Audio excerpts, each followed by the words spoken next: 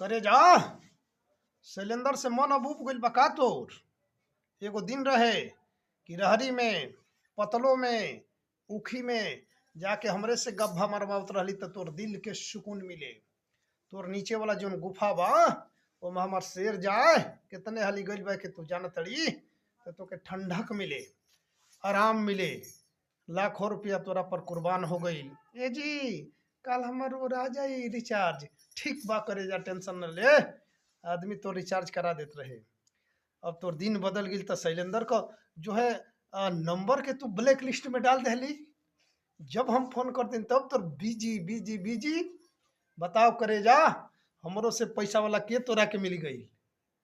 बता एक बार कम से कम हमके बता दे फोन करके, हम अपना आप के मना ले। लेकिन कौनो अफसोस नहीं खे, जितना खर्च कैले बानी ओले अधिका यूज कर लेले बानी। तोरे योनी में अपन शेर के दौड़ा लेले बानी।